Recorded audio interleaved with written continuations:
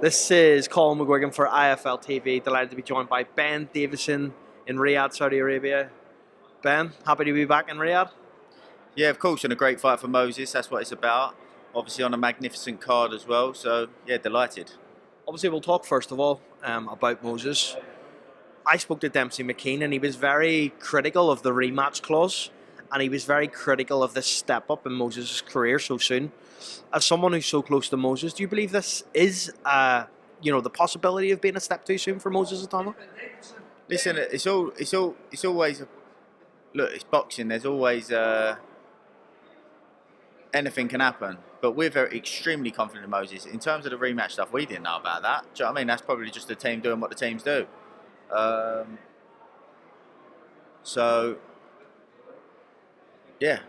think it's a great step up. I think if Marius Wack was supposed to be a step up, blew him away in 2 rounds, and this is the sort of fight that he needs. We're confident his skill set is capable of campaigning at the top level. Little bits of experience that he needs to gain along the way, and this is one of those fights that we feel he can gain that. If he gets some rounds from Dempsey, hopefully he does have some hurdles, some obstacles for us to have to overcome. That's great. If he doesn't, it'll be a statement. So, you've worked with some elite level heavyweights, Tyson Fury, Anthony Joshua. How special is Moses Atama? Extremely special. I think he's got the potential to go down as one of the greatest heavyweights there's ever been, to be honest with you. It's more than just boxing for him to be able to do that. Dedication, discipline, longevity, looking after himself, looking after his body, all those kind of things. But he loves it. So far, so good. So very confident he has got the capabilities to do that. Obviously as well, Ben, I spoke to Frank Warren about this, but he said in the next 12 months he would love him to face Johnny Fisher.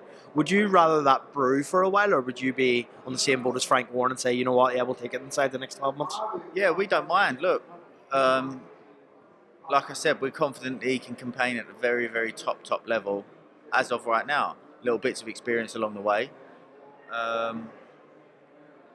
But, it's the promoter's job. When they feel those fights are the right time to make them, we're very confident in Moses' ability. I want to ask you about a fighter's mindset. I spoke to Dave Allen this week, and he told me that realistically, if he was offered any amount of money to fight a Martin Bakole or an Ajit Kabayel, he just wouldn't do it. He said no amount of money could make him fight. He said he has no world title aspirations, and he's a British level fighter. Do you think that's a negative thing coming into a massive fight week like this against Johnny Fisher? No, I just think he's probably focused on Johnny Fisher. I think if he was to be successful in that fight and it was to go well, maybe his mindset would change. I don't know deep down what his goals and aspirations are. As of right now, I'm sure he'd just be focused on Johnny Fisher, and that's what he needs to be, not focused on other things. Where do you think that one goes? Johnny and Dave? I don't know. I think Johnny's a lot better than what people give him credit for. I think he's decent. It's a bit of a step up, and I don't know where Dave's at. I don't know what Dave's got, so I don't really know, to be honest. Tyson Fury, Oleksandr Usyk. We've seen a different Tyson Fury this week. What do you make of his how he's acting this week, his personality this week? It's very different than usual. Yeah, I just think he's talked about being switched on, not clowning about. I think he's showing that he's clearly took it very seriously, and hopefully that plays dividends in the fight. What do you make of his comments about not speaking to Paris for the past 3 months, being completely dialed in, not being on his phone for 3 months? Probably just another sacrifice that's getting him ready for the fight. At the end of the day, the goal is for him to be mentally prepared and physically prepared. If he is those two things, then whatever he's done has worked.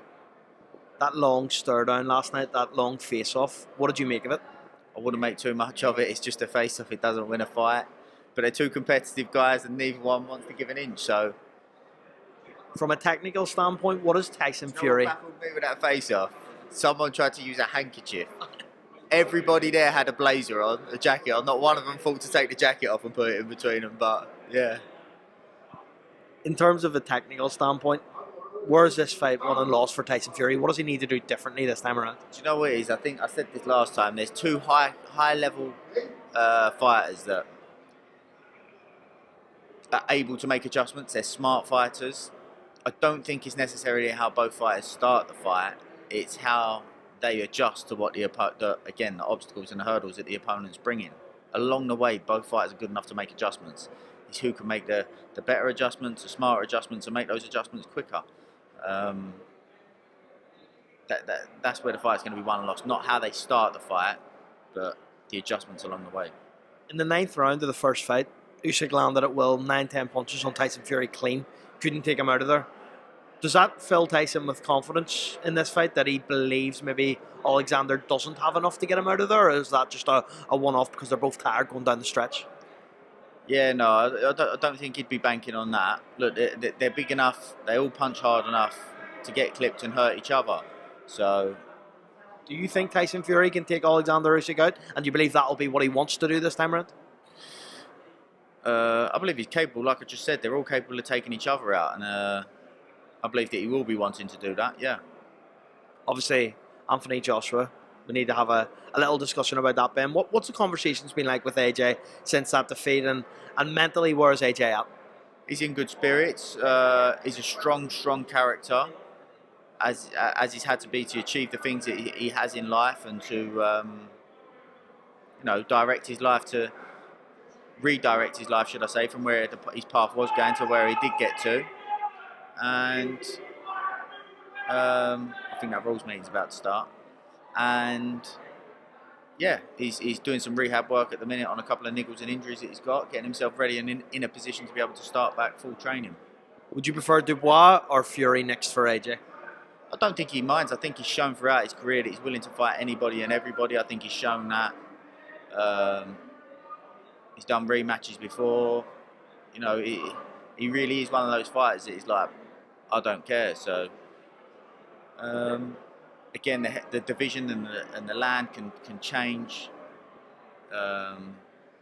so quickly overnight. So, we'll see. Can you see a route back where AJ becomes world champion again, Ben? Of course, he's more than capable of. He's got the skill set, he's got the mindset, he's got the heart for it, and yeah.